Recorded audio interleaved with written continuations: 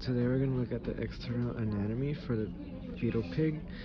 This is the head. The head contains the brain and sensory organs. This is the neck. The neck supports the head in mobility for feeding. This is the trunk. The trunk supports in locomotion. The tail. This is the tail and assists in movement. This is the external nerves. The external nerves used for intake of air and sensing organs. Sensing odors, I mean.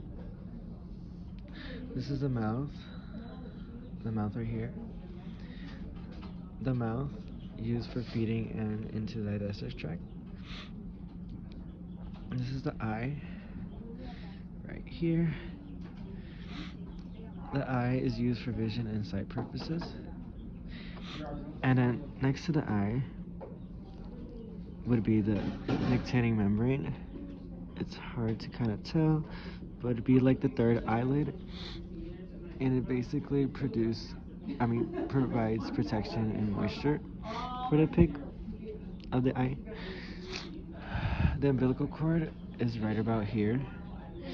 The umbilical cord carries nutrients and oxygen to the fetus and removes waste. The anus is down here, and it's around here. It's basically the exit point. Hold on. Right here. Yep. That's the anus, and the anus is the excretion of solid waste. So now we're gonna look at the mouth anatomy.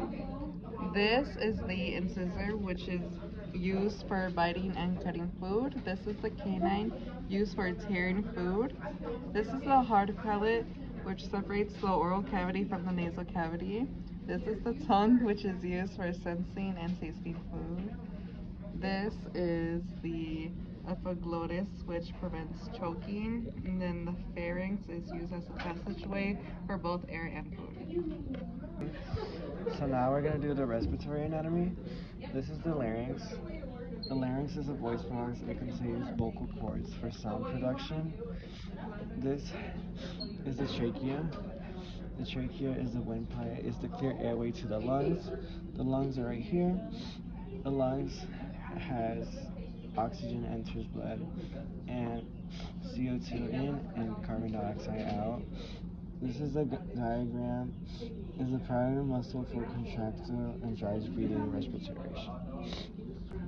This is the digestive system. This is the esophagus, which transports food from the pharynx to the stomach. This is the liver that produces bile.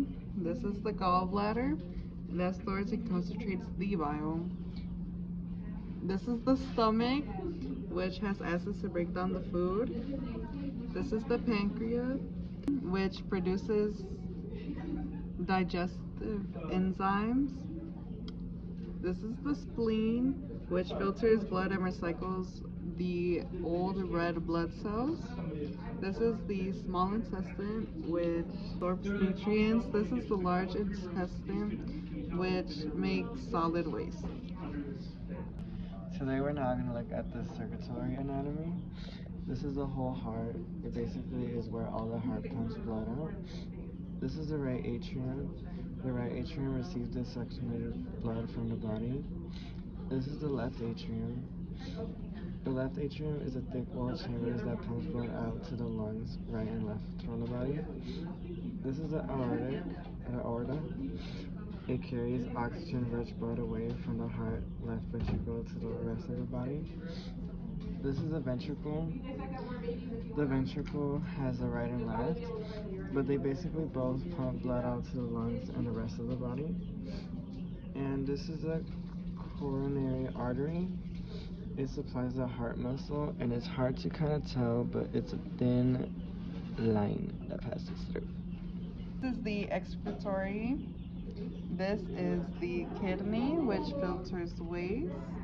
This is your uterus, which carries urine from kidney to urinary bladder. This is the urethra, which is where urine exits the body from the bladder. This is the urinary bladder, which stores the urine until excreted. Now we're gonna look at the reproductive anatomy of a female. This is the vagina. The vagina is where waste and reproduction happens. This, the black part, is the urine horns. It allows for multiple fetuses to develop. Inside is the ovary. It produces eggs. And then now, over here, where the male anatomy is, these are the testes. It produces sperm. And then this is where the penis is, and this is the waste elimination and reproduction. Thanks for watching. Produced by Enrique Aulos and Nicolas Jabbar.